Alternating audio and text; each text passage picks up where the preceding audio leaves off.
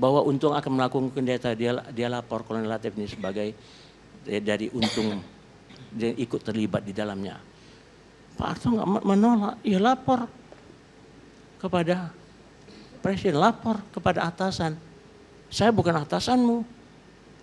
Dan kemudian karena pikirannya kepada di sini, kejadiannya kepada anaknya sini yaitu Tommy Soeharto, ini jelas di dalam rumah sakit. Jadi beliau tidak tahu kalau ada tuduhan kepada beliau ikut CIA terlibat.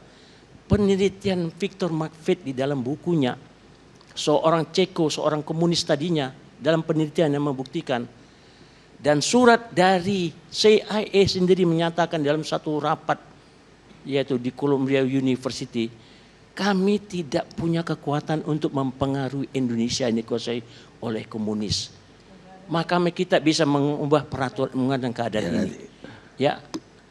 Jadi kalau ada katanya ini orang CIA sendiri bilang, termasuk itu duta besar, nggak mampu menguasai untuk mengatasi komunis yang sudah berkuasa di Indonesia.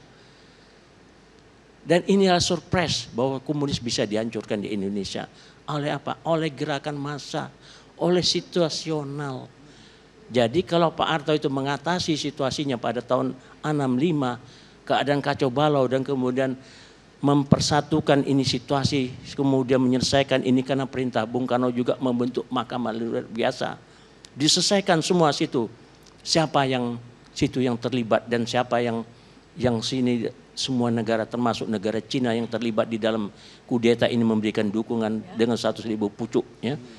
Jadi dalam hal ini kita kelihatan dari sejarah penelitian Victor McVeigh, saya ada di Jakarta dan saya mengetahui itu semuanya. Jadi untuk itu kalau umpam Ibu Sukma membantah bahwa Soeharto ini adalah orang kesayangan Bung Karno.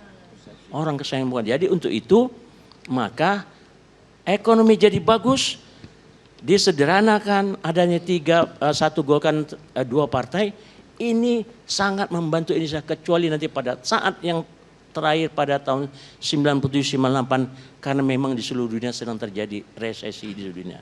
Jadi ini nggak bisa. Jadi kalau itu kalau pandangan saya bukan sebagai mantan tentara, tapi berdasarkan saya pelajari sejarah dan saya pernah ikut di sini di dalam kehidupan, Pak Harto pantas untuk menjadi pahlawan karena jasa-jasanya. Baik, itu.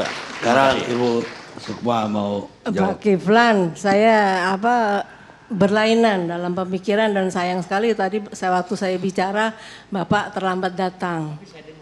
Oh dengar. Iya, jadi artinya setahu saya tidak demikian bahwa Soeharto adalah kesayangan Bung Karno, karena setahu saya kesayangan Bung Karno adalah Jenderal Ahmad Yani. Dan selalu yang saya lihat di istana untuk berdiskusi soal politik adalah Pak Yani. Tidak ada saya pernah lihat Soeharto di dalam istana. Gitu ya. Kebetulan juga Yani memang lingkaran dekat dengan Bung Karno. Iya. Pak Harto ini adalah komandan lapangan pasukan. Jadi saya nggak bisa katakan jadi kalau menyelamatkan Bung Karno mau dikudeta oleh Jenderal Darsono, kemudian ditugaskan untuk merebut Papua, dan ini perintahnya kenapa? Karena percaya Bung Karno. Kalau nggak percaya. Ya, karena artinya itu kan sudah di dalam. Pak Harto dulu ketika oleh Pak Nasution ditarik dari Pangdam 4 dan tidak dikasih jabatan. Perintah Bung Karno supaya kasih jabatan dan kemudian jadikan Pangkostrat. Bapak lebih Bayangkan setuju begitu. dengan informasi yang dari Ibu Sukma. Informasi yang lebih memihak kepada Pak Harto. Tapi kalau saya lihat sendiri, saya juga sebagai saksi di dalam perjalanan bapak saya berpolitik. Ya, jadi saya sanggah itu, saya sangkal itu bahwa kesayangan Bung Karno adalah Jenderal Ahmad Yani memang karena selalu saya lihat di istana, bukan Soeharto. Kemudian di dalam surat SP 11 Maret tidak dilakukan dengan baik oleh Soeharto. Karena di situ ada poin bahwa harus adanya musyawarah dengan presiden dan para panglima. Tapi tidak, Soeharto jalan sendiri Pembubaran PKI itu adalah Di keputusan dalam Soeharto itu sendiri. tidak ada disebutkan musyawarah. Baca Super Semar. Iyalah artinya. Mengambil langkah-langkah yang dianggap perlu. Iya, perlu, tapi dia tapi melakukan ada. dalam sejarah, dia melakukan koordinasi dengan panglima angkatan lain. Saya Iya, baca dalam sejarah. iya, itu maksud Ya, itu saya. ada dia lakukan. Loh iya, tidak dengan jadi kata-kata. ibu kan waktu itu bukan sebagai orang yang mengetahui persoalannya. Sama dengan saya, tapi saya baca Bapak sejarah. jangan menyepelekan. Saya umur 14 tahun saya mempelajari itu. Ya. Saya di ring yang pertama ya Pak. Ya, jadi yang pertama saya juga membaca sejarah. Iya, tapi itu Kalau maksudnya walaupun ibu mengalami di rapat- semuanya itu ya.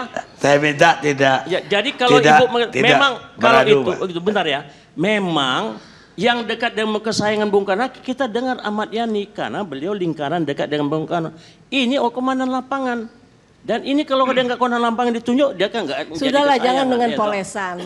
Bung Karno merasa, Bapak tahu, waktu Bung Karno ditahan sebagai tapol nih Pak, tahanan rumah tapi ya, tahanan rumah Pak. Bung Karno menangis terseduh-seduh dengan tragedi yang terjadi di bangsa ini. Ya, betul. Dan beliau berkata bahwa Soeharto adalah mengkhianatinya. Itu kan Bapak nggak tahu, saya yang tahu. Ya, ibu tahu. Ya. Tapi ibu tahu nggak bahwa Bung Karno mau dibunuh dan mau diserbu massa? Siapa yang ngamankan? Kan Pak Harto toh? Kalau nggak diserbu massa. Ya masa Karena itu waktu kan masa kami juga Bata itu sedang bergerak sudah untuk direkayasa. bagaimana karena dianggap Gerakan terlibat dan mahasiswa dianggap pada waktu Ya, itu. dua-duanya tidak bisa kita buktikan sekarang. ya. Ya, saya hanya berharap kita semua merenungkan ada pepatah lama atau kebijakan lama di Jerman. Orang yang paling kesepian itu adalah orang yang paling baik. Orang yang paling disakiti justru orang yang senyumnya paling lebar. Orang yang sedih justru orang yang bijak. Saya kira layak untuk kita pakai bersama-sama. Kita rehat dulu sejenak.